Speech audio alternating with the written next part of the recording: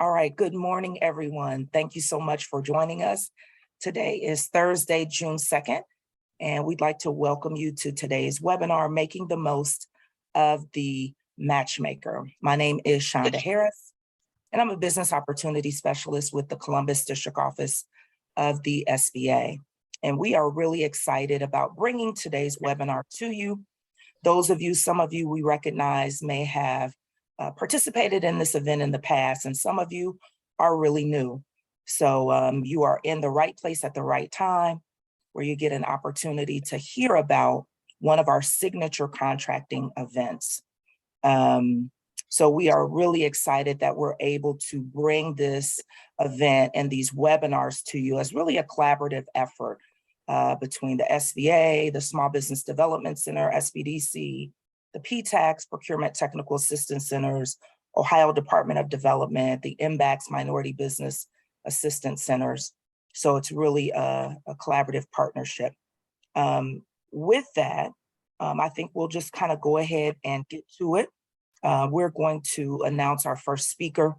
You actually have a chance to partake of two presentations today. We'll kind of give you an overview about what the Ohio Business Matchmaker is as an event, what you can expect, and then if you're a small business, kind of what you can do to prepare beforehand and after. So to kind of get us started, we do have Mr. Jim Lately, who serves in a dual capacity as the Deputy Chief with the Ohio Department of Development, and then also as the SBDC, Small Business Development Center statewide director. So Jim is going to give us a little high-level overview about really what the Ohio Business Matchmaker is. So Jim, take it away.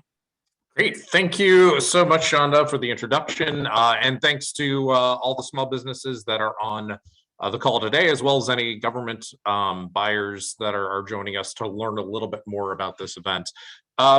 Just a couple of housekeeping things. If you have questions, feel free to put them in the chat. I'll try to answer them as I go along. This is a new and very different event for a lot of small businesses. So we certainly welcome questions and want to make sure you're comfortable about understanding what this event is as you prepare to join for the in-person event.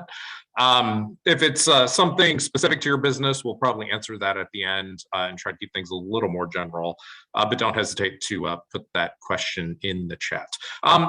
Again, I am Jim Lately. I am the State Director of the Ohio Small Business Development Centers and work at the Ohio Department of Development, the state of Ohio's agency focused on supporting small businesses and economic development in the state. And again, Shonda mentioned all the partners that help make this event possible. Just want to thank them as well. There's a lot of alphabet soup there, but we'll talk about a couple of those programs here later in my presentation. And finally, thank you for joining us, especially our small business friends. The fact that you're here means you are working on your business, not just in your business, and that means that you're poised for growth, and we want to help you with that. So for today's presentation, we're going to be talking about what this event is, giving you some tips and tricks and some details, kind of how the event operates, and hopefully preparing you for joining us at the Ohio Business Matchmaker in the middle of July. So first and foremost, we'll cover what the matchmaker is. We'll talk a little bit throughout the program as to determining if this is the right event for you. We'll briefly talk about registration and how that process works. And then we'll talk a little bit how to prepare for the event itself, though Bill Cox is going to give the second presentation that's going to go in depth on those topics. So first and foremost, what is the Matchmaker? So the Matchmaker is a very unique event, and the purpose of the event is purely focused on helping small businesses compete for and win government contracts. The Matchmaker is an event about bringing small businesses together and allows small businesses to have one-on-one face-to-face meetings with government purchasers and large prime contractors that are there specifically because they're interested in doing business with small businesses. The event has been around for, I've been a part of the event actually about a decade at this point. It's been around even longer than that, and historically the event has always been in person. in the Dayton region. The reason for that is we have one of the largest purchasing outfits in the federal government. There at Wright-Patterson Air Force Base, there's a huge amount of economic activity there, and there's certainly a lot of industries clustered around the Air Force Base. And it's very easy to get more buyers when we are at in the Dayton region than if we hold the event offsite or somewhere else. This event is back in person this year. So if you've previously been to the Matchmaker, it has always been an in-person event, and then 2020 hits. We unfortunately were planned to have the Matchmaker in person in April of 2020. Obviously, that didn't happen. However, through the use of technology and a whole lot of hard work from the folks who planned this event, we were able to turn that event virtual through some pretty cool technology, and still provide that experience, still provide folks with the opportunity to meet one-on-one with government buyers, only in virtual conference rooms. Well, the good news is we are back. We are bringing the event back in person. As great as virtual is, there's always something a little more special when you can sit right across from a decision maker who is going to be putting out contracts worth thousands, millions, even hundreds of millions of dollars, to build that relationship and learn directly from them about what their agency needs, how they purchase, and where you as a small business might be able to potentially fit in their plans. This event is also very unique in that it is one of the only events that is really focused on small businesses that are existing contractors, but also maybe new to government contracting as well. A lot of small businesses see that there are industry days that are out there. They're usually pretty expensive to attend. And if you go, you're usually there with really experienced and very large contractors as well. This event is very friendly to folks who are new to the government procurement space, and we want you to be comfortable participating in this event as well. But at its core, this event is about getting you that opportunity to sit down one-on-one with a government purchaser. These folks are frequently very difficult to find. They're difficult to track down. There's a lot of demand for their time. And a lot of them are also in government buildings and behind security gates that make it difficult to find those opportunities to meet one-on-one. And everything is about relationships and business, and this event does a great job of doing that. Typically, the Matchmaker facilitates more than 1,200 meetings between small businesses and government purchasers, and we are always excited to come back every year to find out which one of those meetings turned into a relationship that ultimately resulted in contracts going to small businesses that we support. Moving on. So we get this question a lot, who should attend? So we kind of have three primary groups of attendees. Small businesses, obviously, are who we put this event on for. Small businesses who are in the government contracting space. If you're an experienced veteran organization, or if you're brand new and starting out, this is an event designed for you. Small businesses that attend are typically interested in selling to government buyers. However, we do have exhibitors that may be interested in actually selling to other businesses, so there are B2B opportunities as well. We also really encourage small businesses that are interested in potentially partnering or teaming with other organizations to check out the Matchmaker, as it is a great opportunity to meet with like-minded small businesses. The other big target, of course, is government buyers. Part of this event is helping government buyers identify new potential businesses that they can do business with. Government contracting space, of course, is very unique in that there are set-aside categories and goals for purchasing from minority clients, women-owned small business, veteran-owned businesses, and it can be difficult for government buyers to identify some of these folks that can meet their needs. So we really encourage government buyers, especially those that are interested in meeting with small businesses and businesses that belong to specific set-aside categories. And it's not limited to just the federal government. We encourage federal, state, and local government buyers to participate. Similarly, our large prime contractors attend the event also as buyers, because they also have their own set aside goals and subcontracting goals. So it definitely is a beneficial for them to have such a large population of small businesses that they could potentially identify and partner with. Just some examples of some of the attendees that have attended the business in the past, and local governments are going to be particularly interesting this year. We have townships, we have cities, we have counties, we have kind of quasi-government authorities like transit authorities that participate every year. We really encourage local governments to get out and engage the small business community. And this year is unlike any other in that because of federal stimulus money and federal infrastructure dollars, there is more money at the local government level than there has been in quite a long time. Additionally, the federal government has put some requirements on those funds for local governments to do due diligence in trying to reach out and engage underserved businesses and specific set-aside categories and small businesses. Typically, local governments don't have a lot of these mandates to meet, and to do business with small businesses. And that is something that has changed as a result of all of those federal funds that are trickling out to our local governments. So we are anticipating that there will be more interest from local governments and more participation from local governments this year. And there's also a whole lot more projects, especially on the infrastructure front, that are out there to be funded. Additionally, we have really strong presence from state government agencies. Being at a state agency, it certainly helps to recruit other state agencies to participate. But we have the majority of Ohio state agencies will be there. Department of Transportation, again, because of all of the infrastructure, is definitely looking at small businesses in a way they never have before, at a volume they never have before. But it's not just limited to Department of Transportation. Currently, before the legislature, there's a $3.5 billion capital budget that's going to fund projects across the state as well through specific state agencies.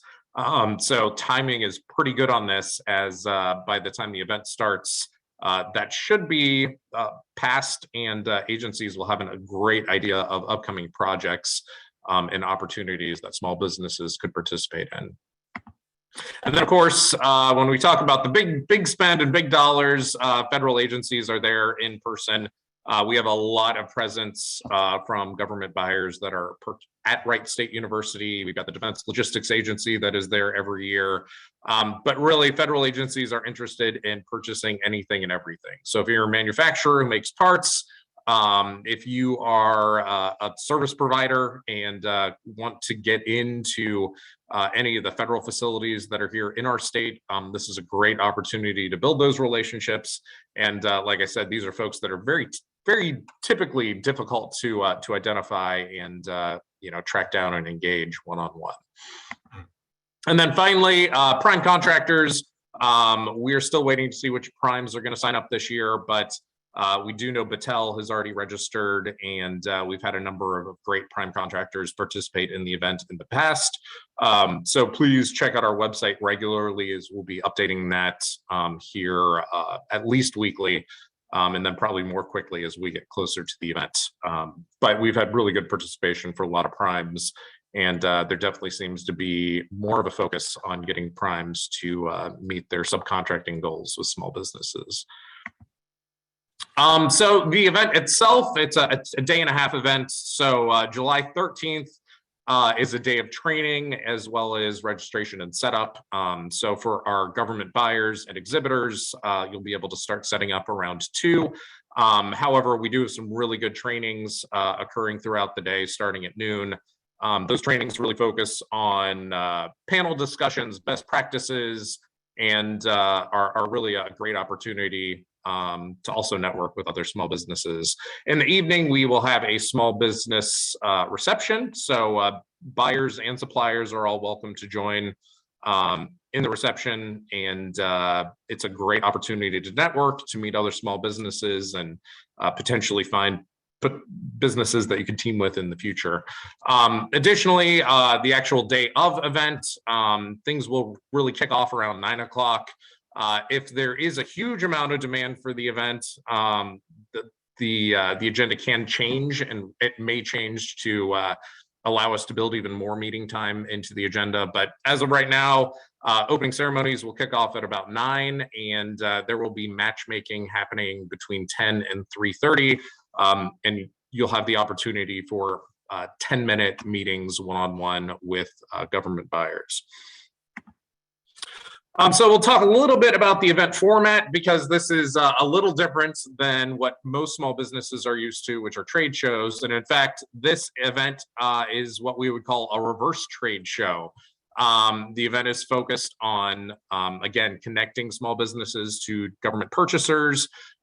The way the actual arena is set up is each government buyer will have their own table. They will have their name, they'll have a number assigned to them. And they will be the ones sitting at the table. Small businesses will be there meeting with them one-on-one. So as a small business owner, you'll be the one who is walking the floor, and you will have the opportunity to pre-schedule meetings, as well as have first come, first served meetings with government buyers. We'll talk a little bit about that as we get into registration. But it is a reverse trade fair. So as a business, unless you're planning on exhibiting, you will not be bringing any large displays. You'll be bringing what you can carry with you throughout the day. We do encourage you to wear comfortable shoes, because you will do a lot of walking over the course of the Matchmaker. But again, the event is focused on having these individualized meetings. As I mentioned, it's also very similar to speed dating. So you will have the opportunity to meet in 10-minute increments with our buyers. During that time, you'll have the opportunity to pitch your small business, to talk about solutions you can bring to that agency, as well as learn from them, your best path forward in trying to engage them and some of their end users of your product or service. So it is a fun event. It is a busy event. There will be people moving around all day. But it is a reverse trade show format, and the buyers will be the ones at the tables in the main arena. So I've mentioned matchmaking, and I've mentioned scheduled and unscheduled matchmaking. So just to be clear on what that means. So matchmaking is basically you connecting to a government agency that has identified you and your industry as something they have an interest in connecting with and an interest in potentially purchasing. When we talk about scheduled matchmaking, this event's unique in that you will be able to pre-schedule meetings with buyers. So as part of the registration process, you will actually identify buyers, and you'll be matched in the platform to other buyers based on keywords and NAICS codes that they said they're interested in purchasing from. However, you may see that there's a fit for your business, and they may not come up as a match in our matchmaking portal. That does not prohibit you from trying to schedule a meeting with them. And we also have unscheduled matchmaking periods during the event as well. So for one session in the morning and one session in the afternoon, folks will be able to meet with any government buyer unscheduled. That basically means first come, first serve. So if there's an agency you really want to get into, but weren't able to schedule a meeting with them, you'll still have that opportunity to meet with them during one of the unscheduled periods. So quickly kind of talking about registration. Registration's pretty straightforward. Simply go to our website, the ohiobusinessmatchmaker.com, click on the registration link, and registration is basically a 3-step process. The first step is to go ahead and actually purchase. Then you're going to develop your profile. That is the profile that buyers will see. And then as we get close to the event, the actual matchmaking portal will open. So to go a little bit more in detail, so again, this is where you can register for the event. As I mentioned before, we have 3 tiers for the matchmaker. We encourage you to register early, as the early bird for our small businesses ends on June 8th. So it's only $95 to participate in this event. That will go up to $130. For our large prime contractors and government agencies, again, these are the folks that will be sitting at their table, meeting with small businesses. Registration is at no cost. and then the exhibitor cost is $350. That actually gets you 2 folks to participate. And as an exhibitor, you can also participate in matchmaking as well. But simply go to our website, click on the registration link for how you plan on attending the event, and you'll register.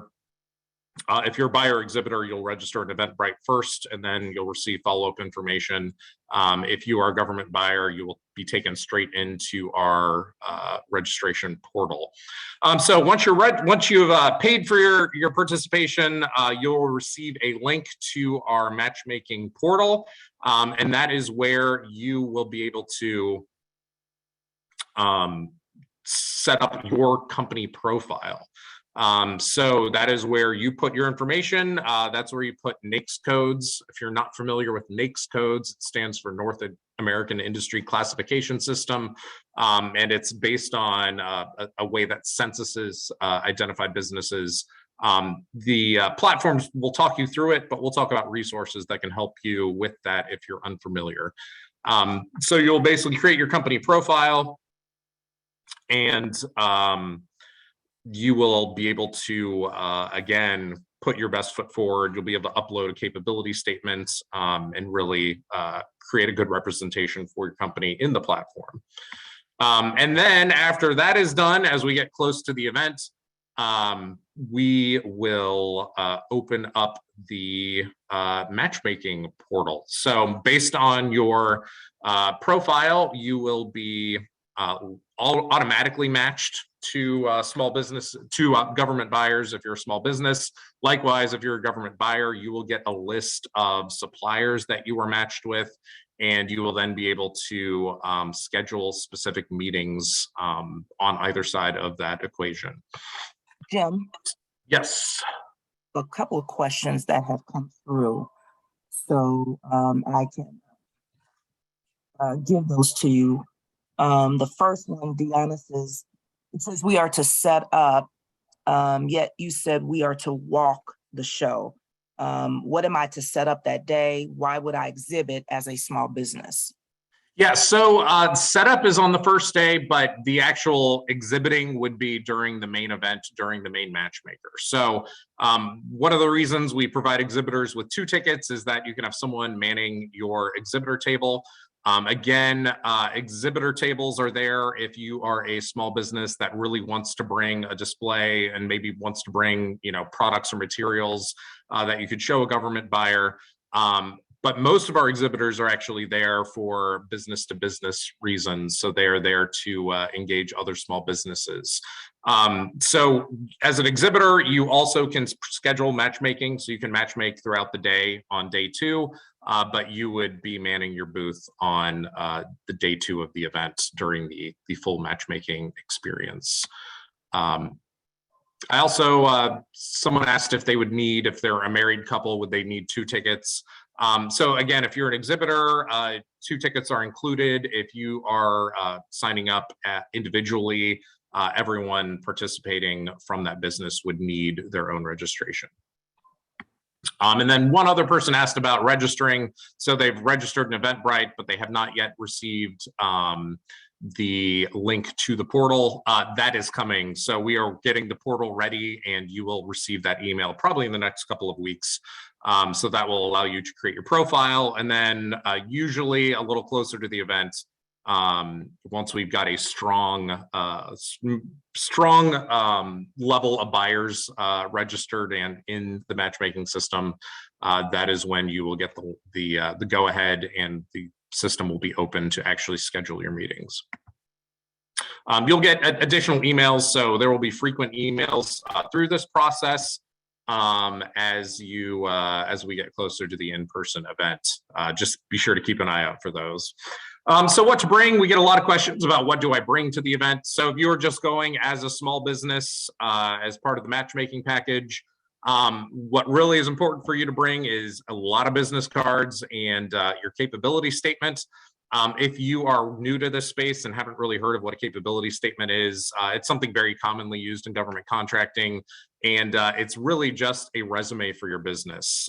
So we'll talk about resources you can utilize to develop a capability statement here in a second.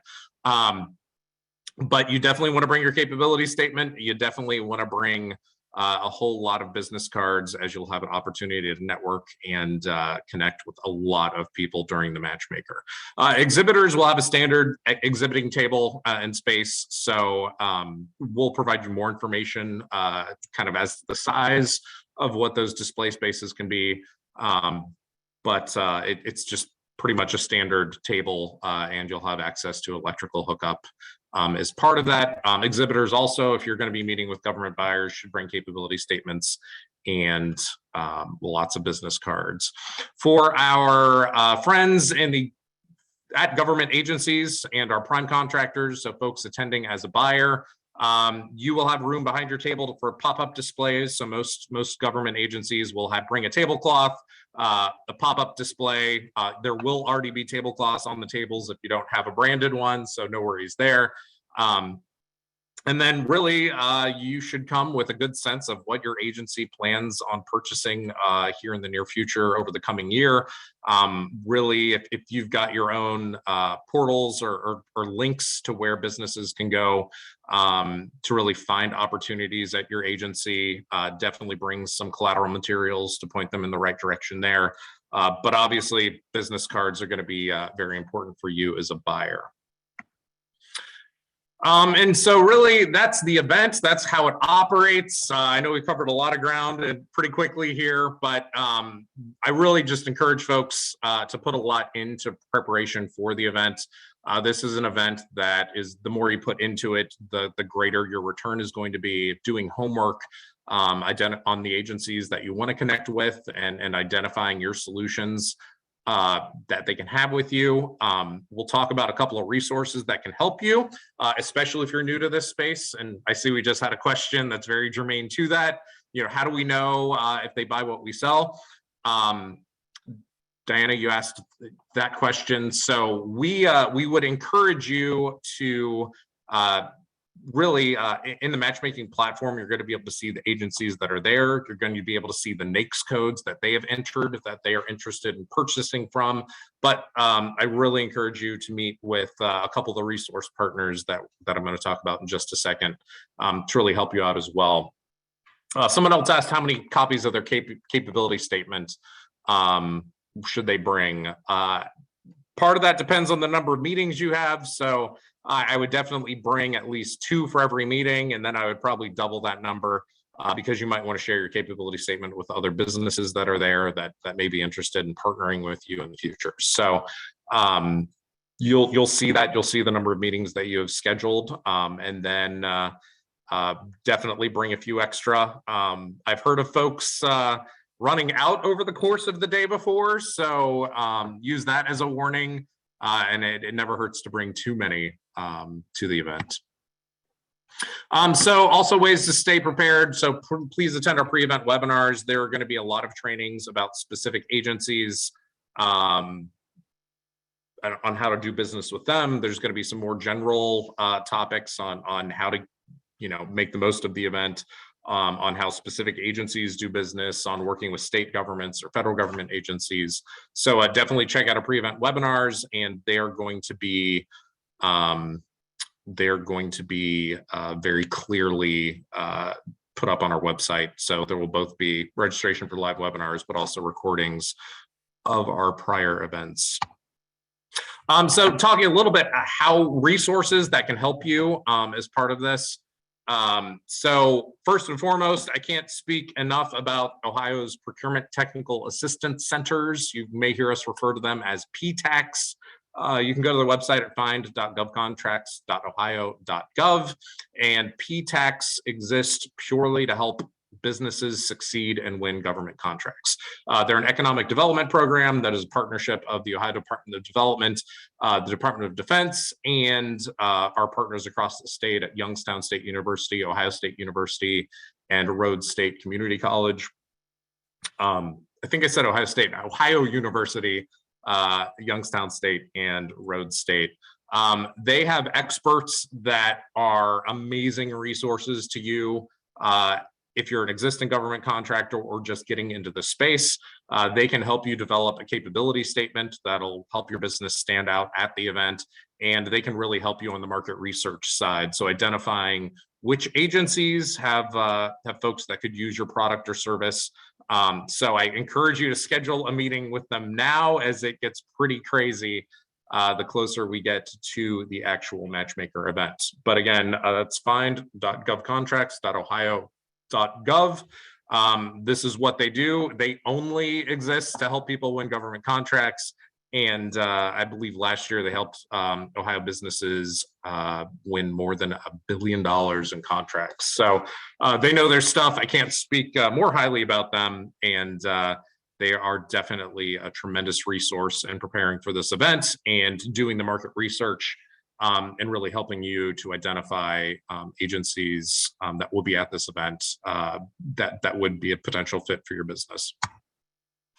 Also wanted to bring up a couple of our other resource partners. So the small business development centers, they exist to really help you in every other aspect of your business. So whether you are participating in the matchmaker or not, these are free services to you. Small businesses development centers especially focus on helping folks access capital. So if you are looking at government contracting or even win a contract, but need support in getting the funds together to be able to support that contract, to get a loan, SBDCs exist for you. A huge amount of what we've been focusing on lately is general marketing.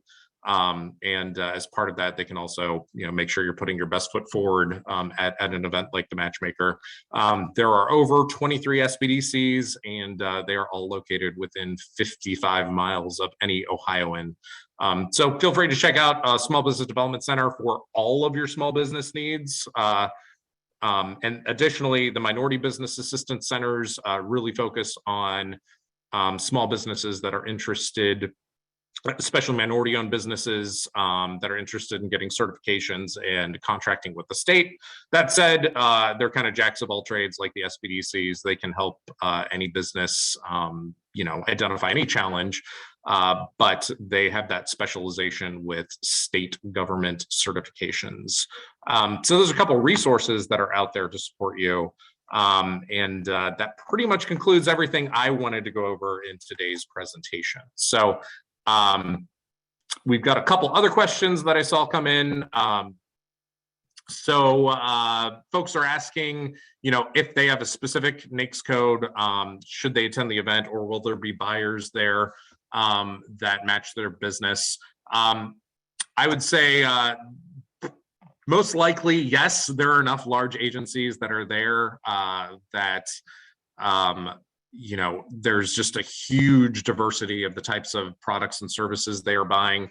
But I would encourage you to reach out to your PTAC before the event, because they'll be able to really guide you as part of this process. I'll also say we've got a lot of buyers that are still yet to register, but have confirmed to us verbally they're going to be there. So definitely keep an eye out on our website where we have buyers listed, and we're going to make sure we have that updated regularly as part of that.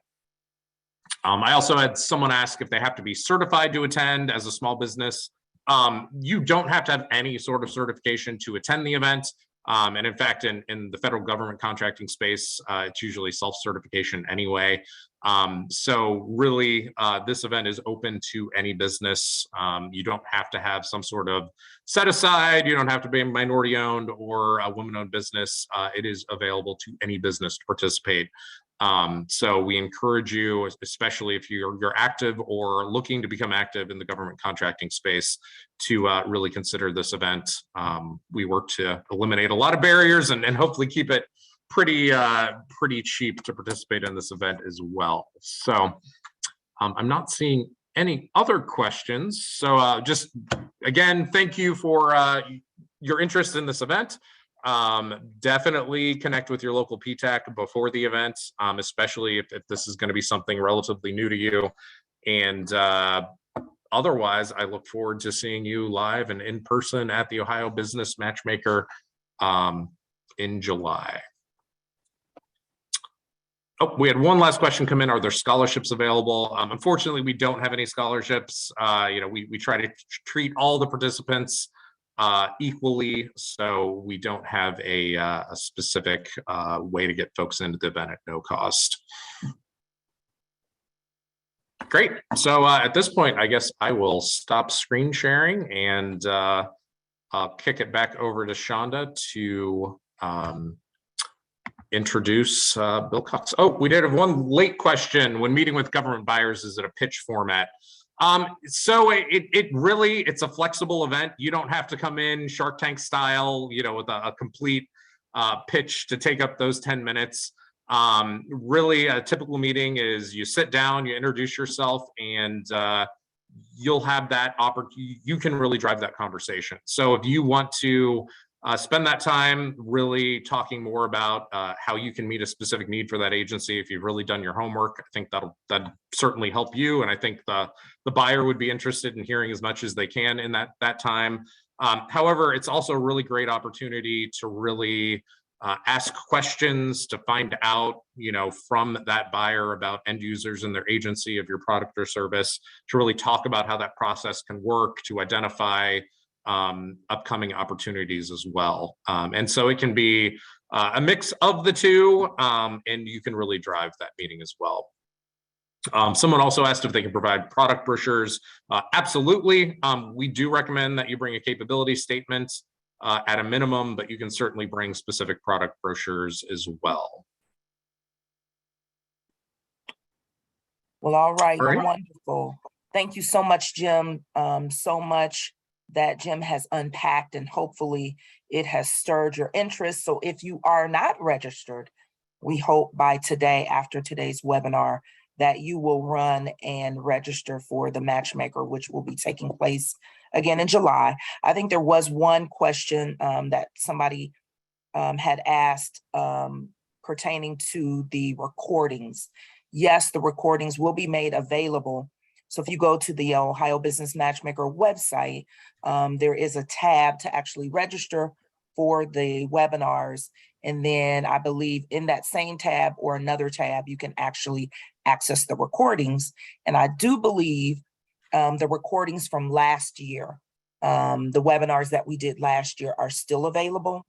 In addition to the recordings being posted on the Matchmaker site, we will also be posting the webinar recordings on the Ohio University PTAC site. So there are two places that you can access those. Also, if you go to the Ohio University PTAC site, and Jane, if you could do me a huge favor and put that in the chat, how individuals could find that on the OU PTAC site. You could also find webinars that the SBA and the PTAC collaborate on a government contracting series every year. And we provide a series of webinars that we do on a slew of so many different type of topics as it pertains to government contracting. So there are tons of webinars over the last 2 years that are on the Ohio University PTAC site, and you can see that link in the chat. So wonderful. Thank you so much, Jim.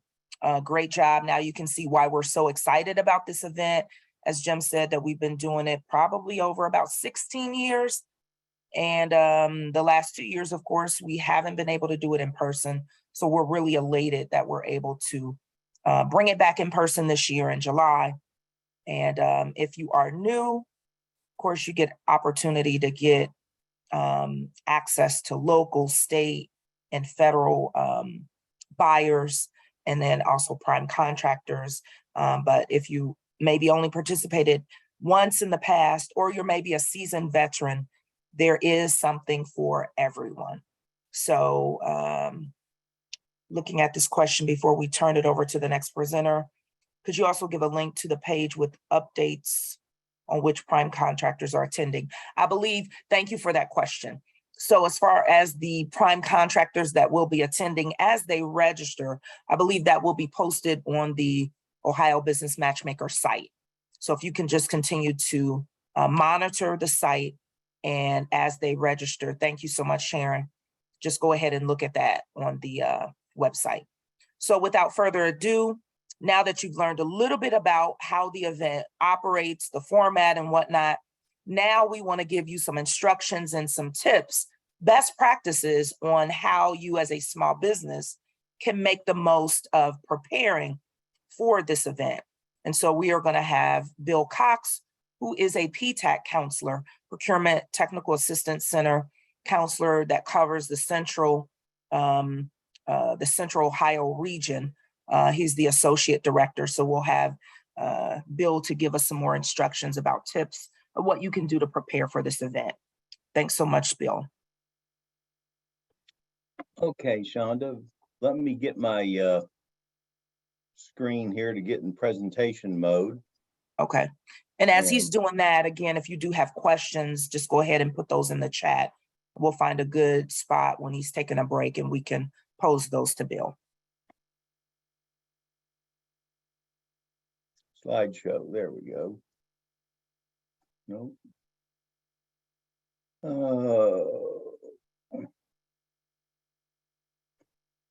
Presentation mode. All right. We're getting there.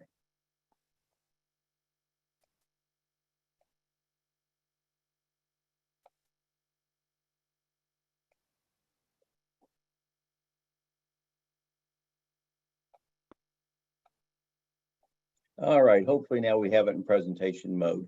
Good morning, everybody. I'm Bill Cox, as Shonda has already introduced me, and I want to thank Jim for his excellent presentation.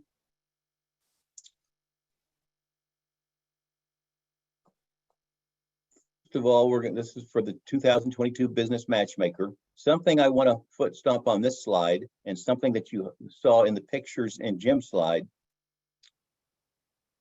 When you attend the Matchmaker, look at all those people around you. You're going to be sitting there talking to government buyers, and all these people are going to either be waiting for their turn or they're going to be milling about. Anticipate that it's going to be noisy. It's going to be busy. There's going to be potential distractions. So please just expect that, prepare for it. Don't let that get you off your focus. These are the topics that I'm going to talk about. And this slide is really kind of give you an idea that, a government buyer from a previous matchmaker gave us some feedback that there were too many companies that came that weren't procurement ready. And what does that mean? That means they showed up without capability statements. They showed up, even a few may have shown up without business cards.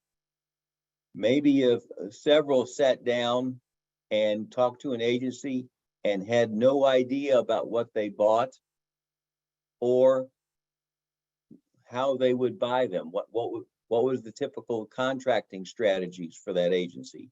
What contract vehicles they would use, etc. So doing your homework, i.e. having a plan for what you intend to accomplish at the event, is extremely important. So how do you start? Well, you know your company, get to know it from top to bottom. If you're the owner, that's not a problem. If you're in business development or perhaps a service provider, or maybe in sales, you may have a little homework to do to get to know all aspects of your company and all about your past performance. Where has your company done work before, and what products or services did they provide? And then kind of know your sales channel, as I call it, for your business. Does your business sell directly to the government, or are you typically a subcontractor or a vendor that sells to a prime contractor that has a contract with the government? There are a lot of similarities, but there are some differences. If you sell to the government directly, how do you sell?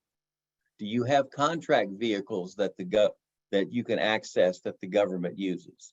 If you're a service provider, for example, and you provide professional management services, are you a sub to a prime contractor on the GSA OASIS contract, which the government uses quite frequently, as an example?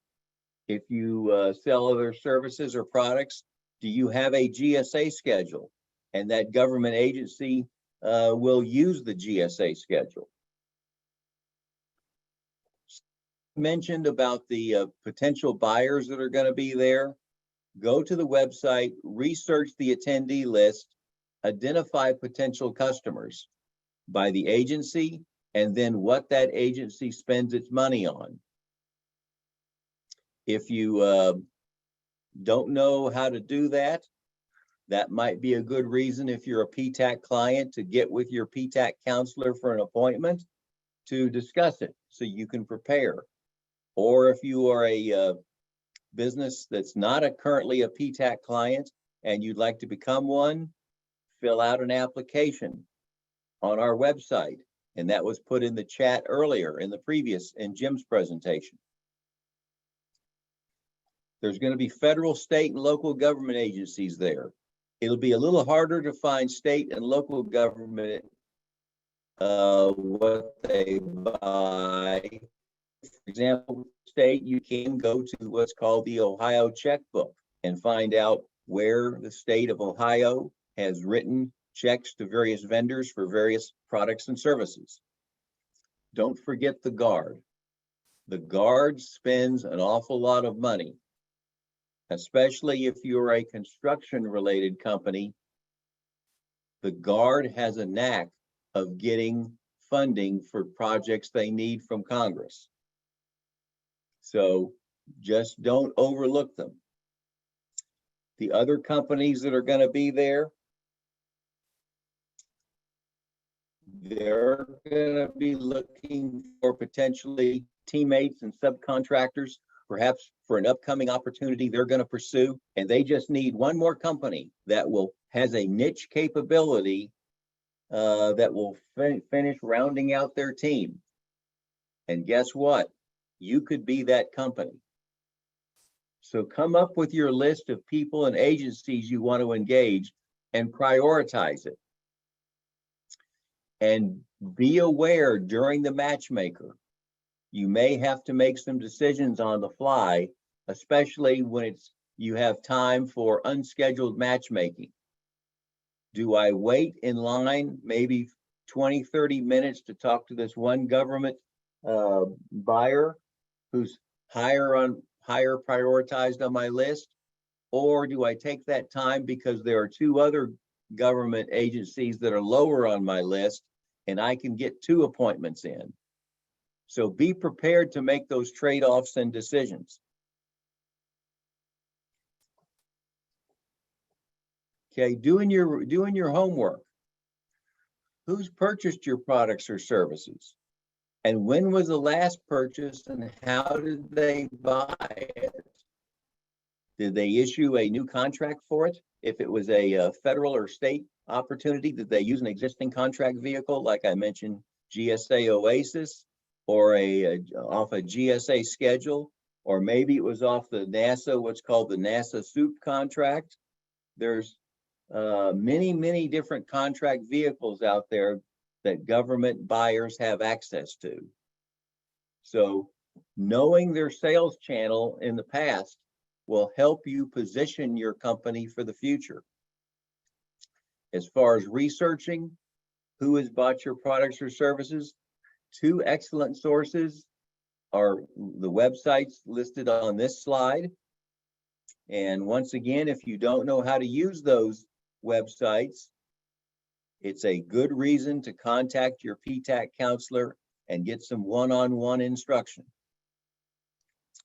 Also, award announcements for contracts are published in sam.gov. You can glean a lot of good market intelligence out of award announcements. Number one, if you see repetitively in your NAICS codes, for example, that one or two companies seem to get more than their lion's share of contract awards, well, that ought to tell you that for some reason they're doing something right. And maybe that's somebody you want to talk to about teaming. And if they're there at the matchmaker, good opportunity to go introduce your company. Also, if you know in the award announcement, if you were following that solicitation and you know what the scope of work was, that is a measure of what the government thought a fair and reasonable price was to pay for those services or products. That's good information to keep in the back of your head for the future. You can also gain market intelligence through discussions with contracting officers, any program managers, small business office personnel, the SBA, other vendors or vendor groups, and be looking out for our future procurements in the planning stage. Bill, excuse me. Yes. We have a couple questions that have come All right. up, and I can read those to you if you'd like. Please. What do you mean by a contract vehicle? Is this a GSA schedule, a bid, or an RFP? Well, the contract vehicle could be a GSA schedule. A contract vehicle could be as a result of a solicitation where the government's going to issue a new contract. Or there are a lot of existing indefinite delivery, indefinite quantity contract vehicles out there that a government buyer can access, from GSA schedules to GSA contract vehicles like Oasis, and one that they're in the planning stage now called Polaris. Each individual service or agency may have its own contract vehicles that they can buy from. You know, NASA has this, what's called the SEWP contract, SEWP. And it has a large number of prime contractors on it. And then NASA or other agencies that use the vehicle will compete their individual task orders against that contract vehicle. The Air Force has one for IT services and products called NetSense.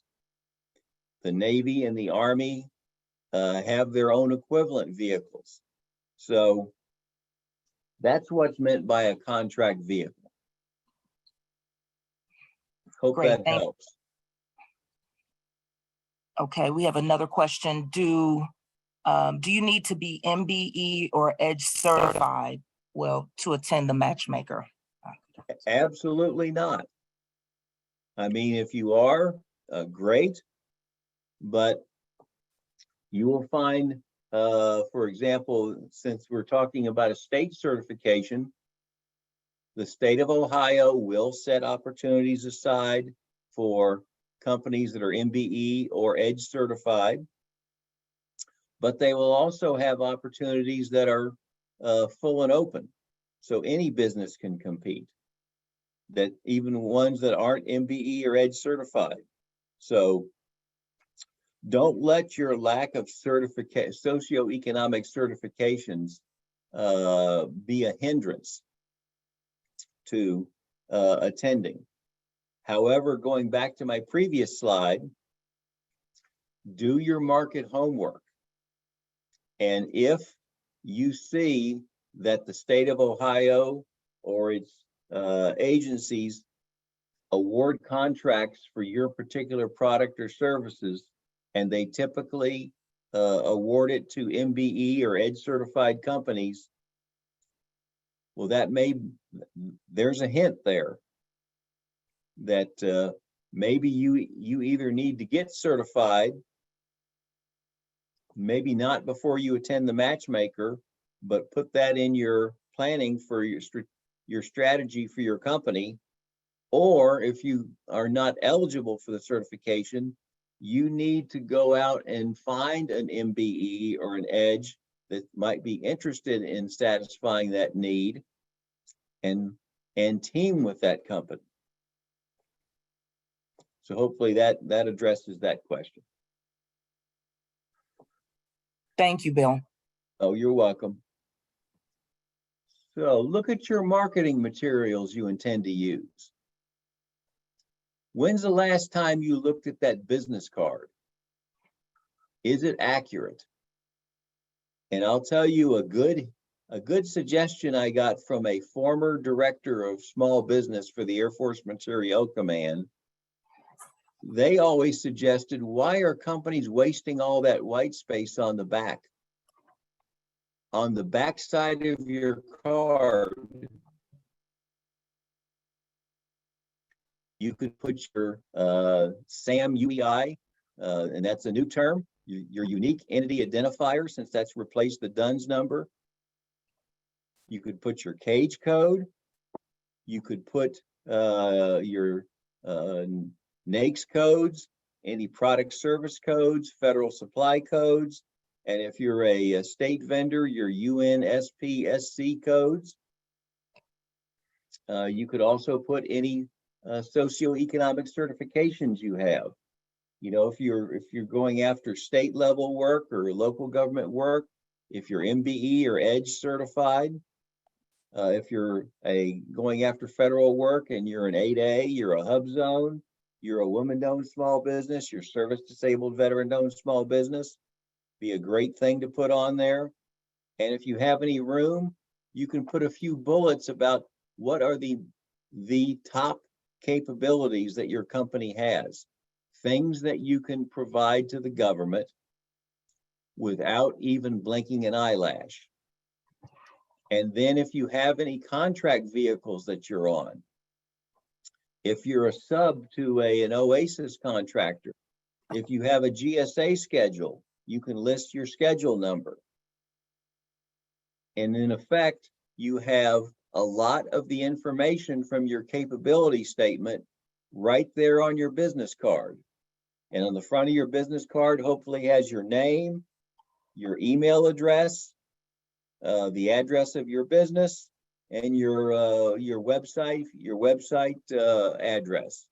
And then you flip it over on the back, and here's all your NAICS codes and other information. Everything that a government buyer needs in the palm of their hand, if they want to go out and do research about, gee, I met this company, I like them, I'd like them to bid on this upcoming solicitation. You know, how do I make sure that I can research them and look at their qualifications, etc. So think about that as you prepare for the matchmaker. Bring plenty of cards, and I would have extra cards in your car if needed. So in case you need to make a quick run out and reload.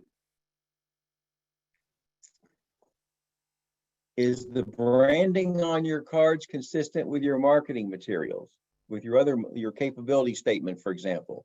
Have you changed your logo? Has your business moved to a new address, and your old address is on your business card and your new address is on your capability statement? Inconsistencies drive government buyers crazy, and it also leads to questions in their mind as to what's going on with this company. You know, back at your office, look at your website. Is the branding there consistent with your capability statement and your business card? Is the website design logical? Is information easy to find? If you've done government business before, do you have a tab at the top of your website that's labeled government contracts with either contract vehicles that you have that the government can use, or information about your latest contract wins? You know, one thing in this business, just like in the commercial world, everybody loves to read about a winner. So if you've won something, take credit for it, and have it on your website and brag on yourself a little bit. There's nothing wrong with it, with doing that. It's, you worked very hard to win that contract. So don't be afraid of not letting everybody know about it. And finally, look at your website from a government buyer or a teaming partner's viewpoint. Think about what they would want to know if they were considering you for a contract or to be on their team to bid an upcoming solicitation. And that will help. If you look at it from their perspective, that will give you a fresh idea and maybe some new ideas about how to update your website.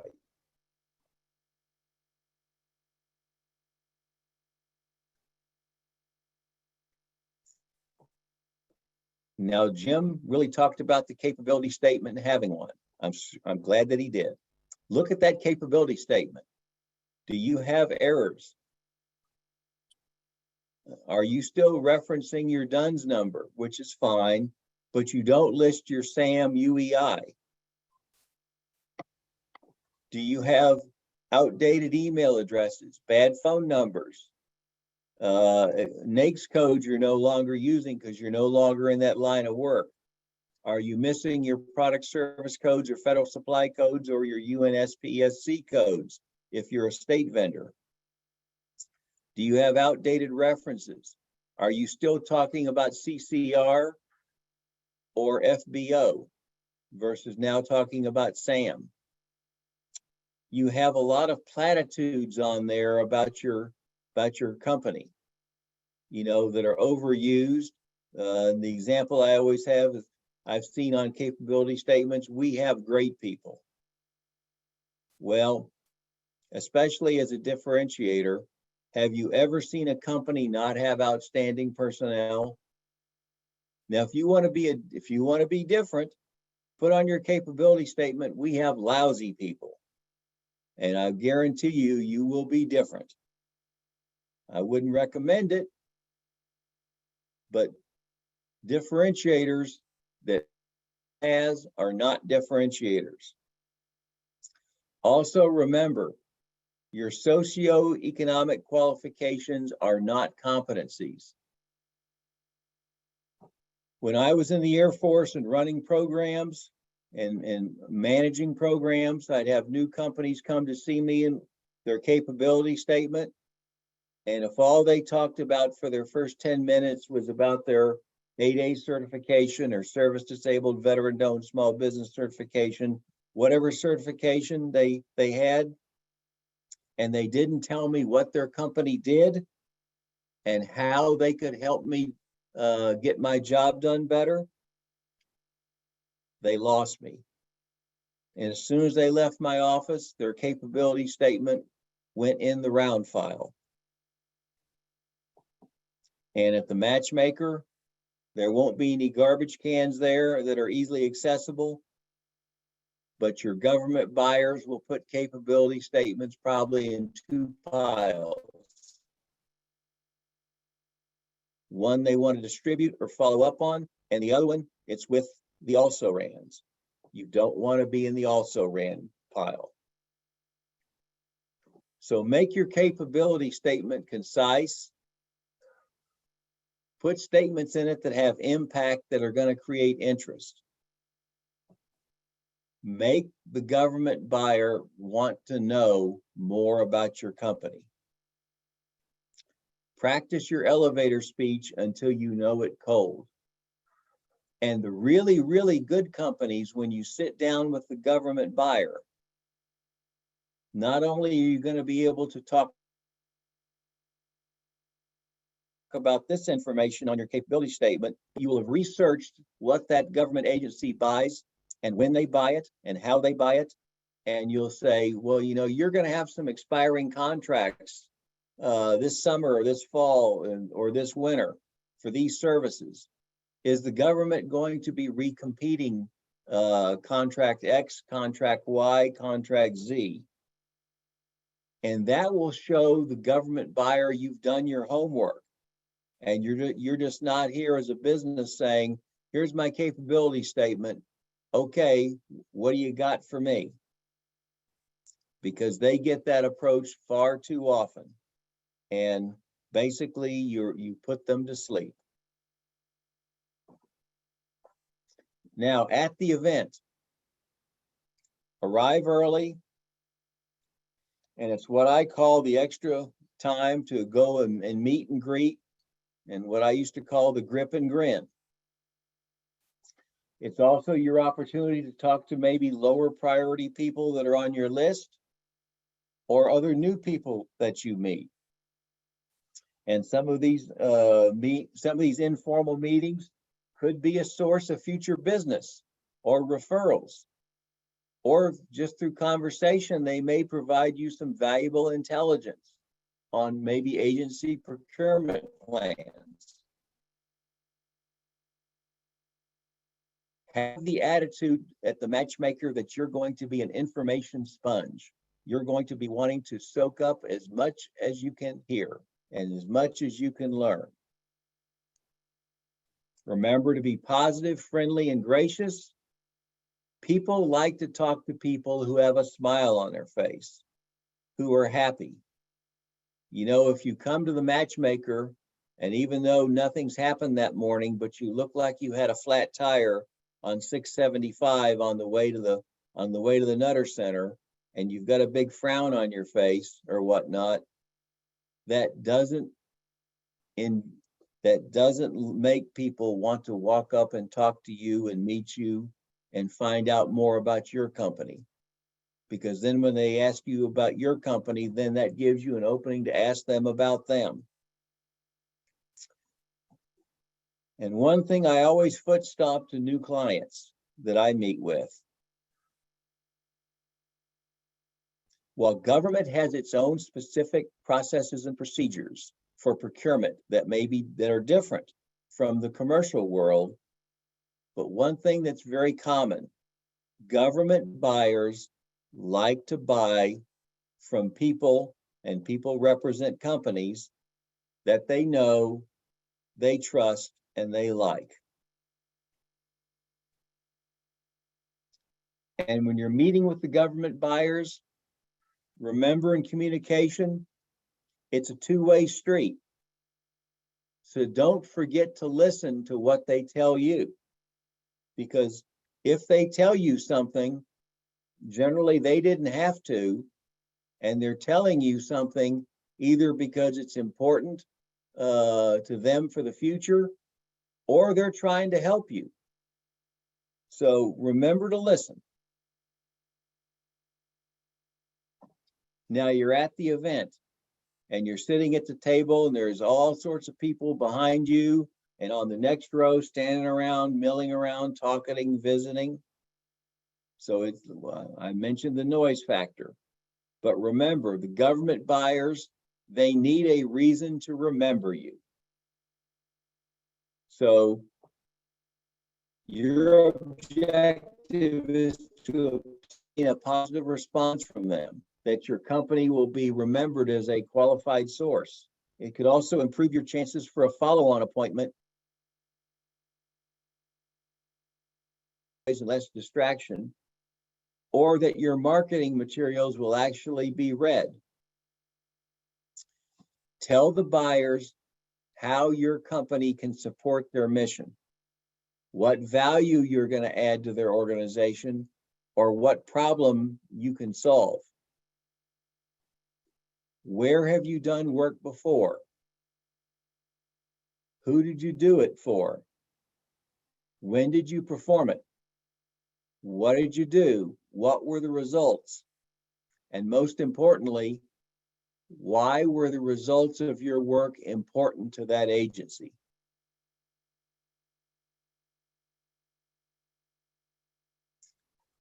Now, after the event, follow up. It's always polite to follow up with a thank you email to your matches.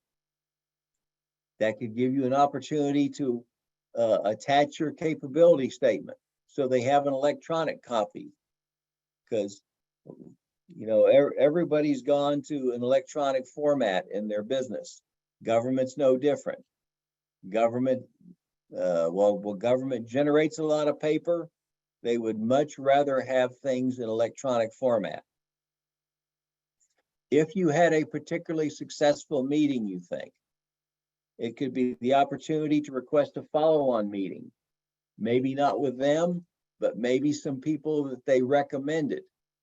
If they recommended that, you know, you need to go talk to the project manager or engineer on this certain program, it might be a good opportunity to request a follow-on meeting and say, gee, I would like to meet with, you know, the engineers on project XYZ, as we discussed. Then also send thank you emails as necessary to others you met. Because today's casual acquaintance that you meet at the matchmaker who's working for some other company could be a teaming partner tomorrow.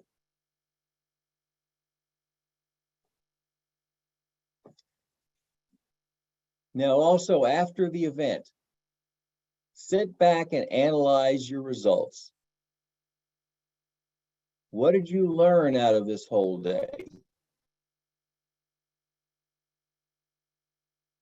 If you presented your elevator speech to a lot of government buyers or other large contractors, you know, what was their reaction? Pay attention to their nonverbal communication. Were the individuals you were talking to focused on you and looking at you? Or were they, were their eyes wandering and looking somewhere else? Or were they counting the holes in the tile in the ceiling? That will help you know how effective your elevator speech was. Be objective in your analysis. Don't sugarcoat it.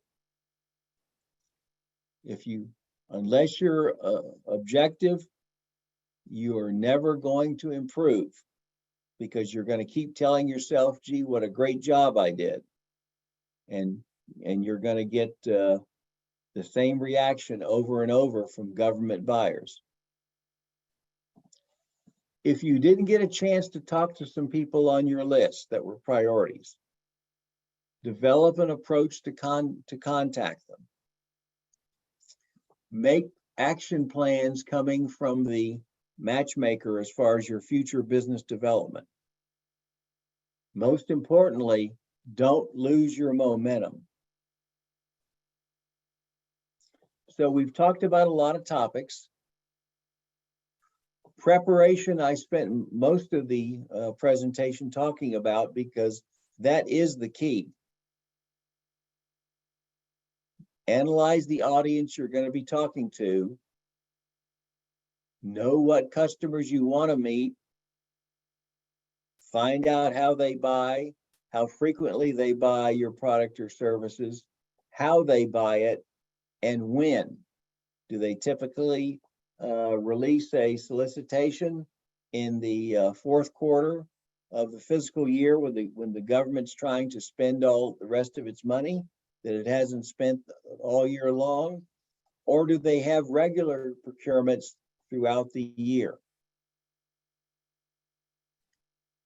Get your capability statement updated and make it compelling, so it will be read and it will be distributed. Give the government buyers a reason to want to see you again and get more information about your company. Remember to listen and be positive and friendly. You want to be perceived as a company that adds value. If there's some things in this presentation where you're saying, well, gee, I don't know how to do that, that's where your PTAC counselors come in across the state of Ohio, and we're waiting and ready to assist you. So I want to thank you for your attention. And Shonda, I will pass the baton back to you.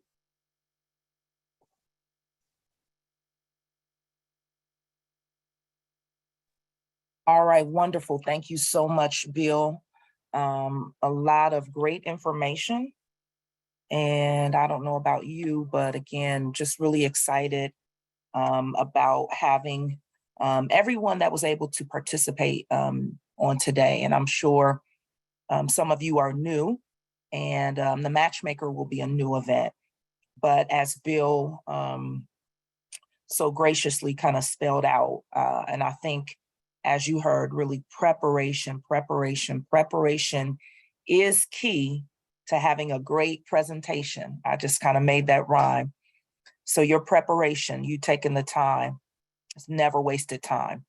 I think we do have one question that has come through. I'm going to allow Bill to answer that. Someone did ask a little earlier, and I don't know if this person maybe logged in late, but how many business cards and capability statements would you suggest that someone bring to this event? Bill?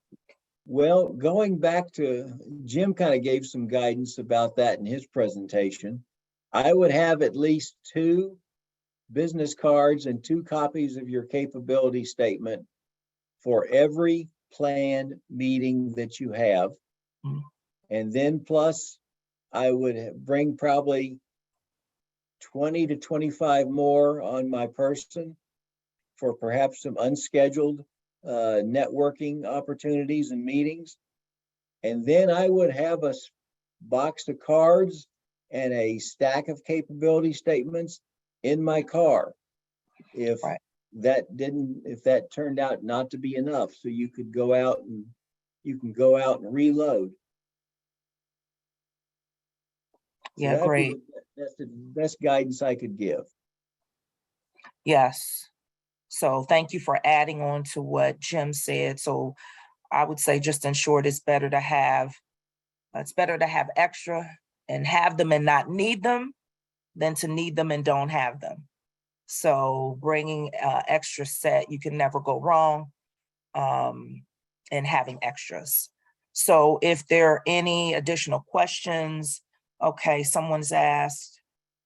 Okay, great question. So if you previously worked with Rich Delicio in Northeast Ohio, there is a PTAC counselor, a new PTAC counselor will be announced shortly. So just kind of stay tuned. But if you do need assistance right away, you can reach out to Jane. If you can put in the chat just a email or a link that somebody can follow up with if you need assistance right away. If you can wait a little bit, again, a new counselor will be announced here shortly.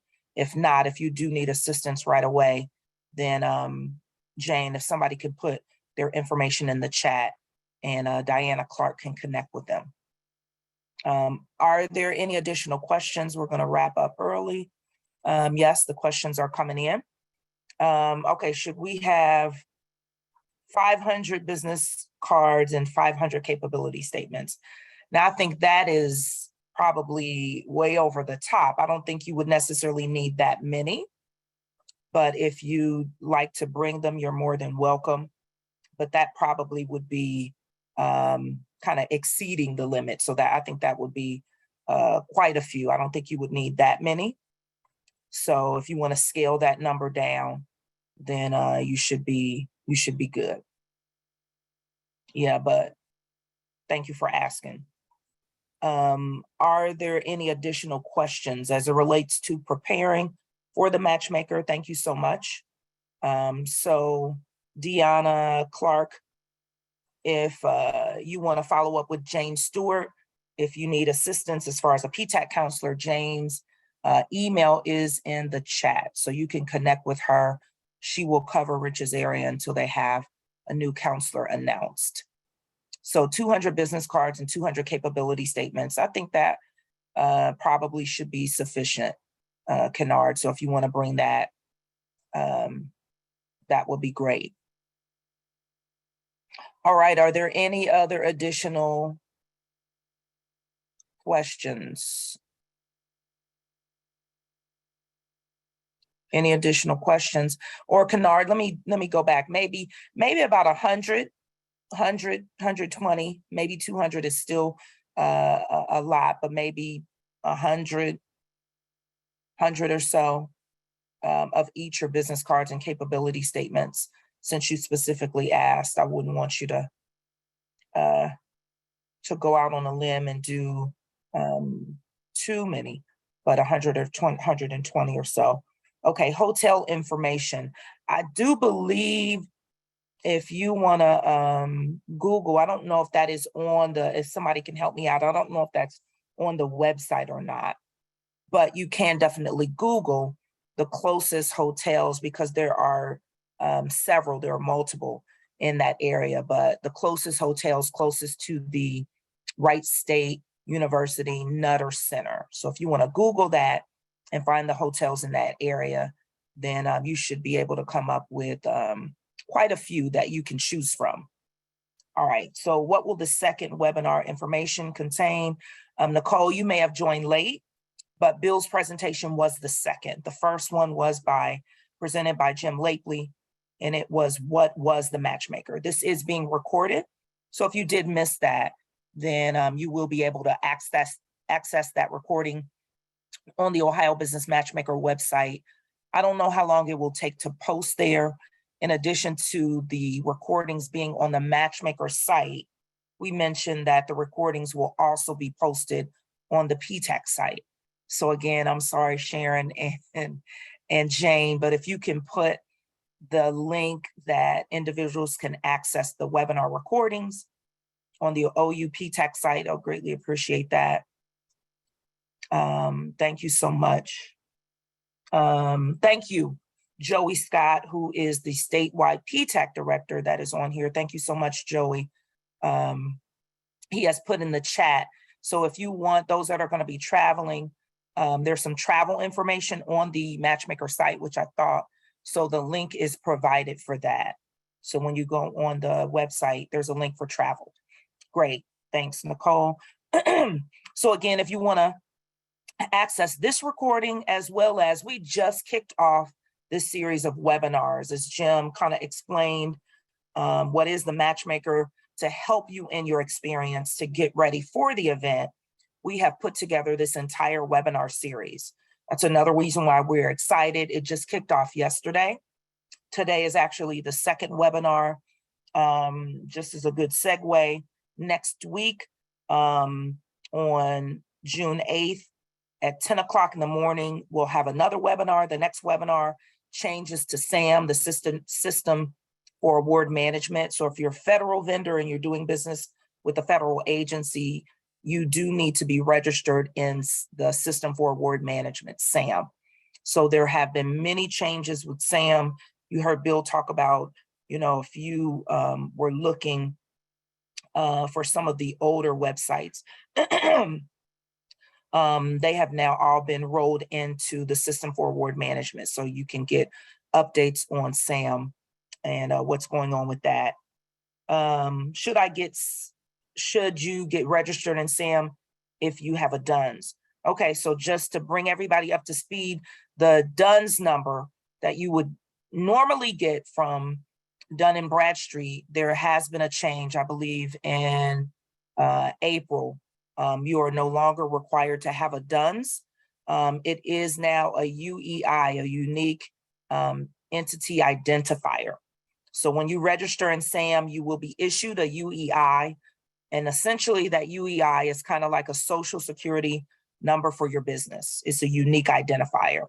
It's just for your business. So if you are registering in SAM, you will be issued a UEI. And you only need to get registered in SAM, get that UEI, if you are participating at the federal level and doing federal government contracting. If you're doing business with the state or any local entities, cities, counties, municipalities, SAM registration is not required. Again, it's just for those federal vendors. If you're doing business with a federal agency, you will just need to be registered in SAM. Great questions to clarify. So again, this recording, all the recordings for the webinars will be posted on both the Ohio Business Matchmaker site. When you go on the site, up top, there's a tab for the actual registrations for the webinars. And I believe there's also a tab to access the recordings. In addition to that, they will be posted on the OU PTAC website. And so if you look in the chat, Sharon just posted the link for that. So the next webinars again will be June 8th at 10 o'clock in the morning. Changes to SAM, the System for Award Management. And then I believe at 1 p.m., we will be doing certifications, so state certifications. You're interested in the MBE and EDGE certification with the state of Ohio. And then also we'll be doing federal registrations. So if you are interested in, if you're a woman-owned, the WOSB, EDWOSB, if you're HubZone, if you're 8A, you're economically and socially disadvantaged, the 8A, and veteran-owned. We may be talking about veteran-owned as well. So those are all the certifications for federal and state that we'll be covering on June 8th at 1 o'clock. And I believe if there are no more questions, again, we would like for you to register. If you have not registered for the next webinars after that, again, we have a ton of webinars all throughout June. You can take a look at that schedule on the Matchmaker site, and we'd love for you to join us. And then definitely, if you have not registered for the actual Matchmaker event, which will be July 13th and 14th, please make sure that you get registered for that. So June 8th, yes, hopefully you have registered. If you haven't, you still can do that. You still can do that. And you can find that on the Ohio Business Matchmaker website. And you want to make sure that for all the webinars, I believe you need to do it at least 48 hours in advance. And all of the webinars, not just today, but all of the webinars that we'll be doing will be recorded. And again, they will be posted on both of those websites, the Ohio Business Matchmaker and the Ohio University. So if you don't have any additional questions, last couple minutes for that, you can post those. But again, we'd like to thank you. I do see that we have resource partners on here that have logged in. Thank you so much for those that are with actual agencies. I see Sarah Bell, our resource partners with other agencies. We definitely thank you for joining us today. And then of course, you as a small business, definitely want to thank you for logging in and really look forward to you participating with us on these webinars to help you get prepared for the Matchmaker. And then definitely, we are really excited about this event being opened up, and we'll be able to see you face to face. So I like what Bill had in there, the grip and grim. So we're looking forward to being able to grip your hand and grin with you face to face. Some of you we've talked over the phone for the last 2 years, but we're definitely looking forward to networking in person. So I think without further ado, can't wait. We are excited. So are we.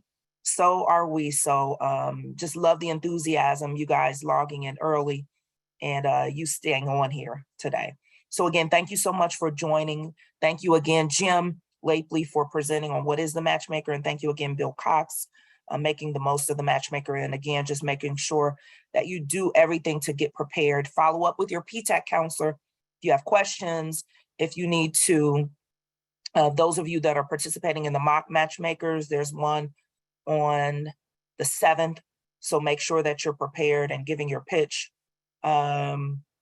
This will be our first and we are excited. Yes, you definitely are in store for a treat, not only in learning from and getting a chance to get in front of federal, state, and local buyers, but also the business to business networking and being able to connect with other small businesses, as well as primes.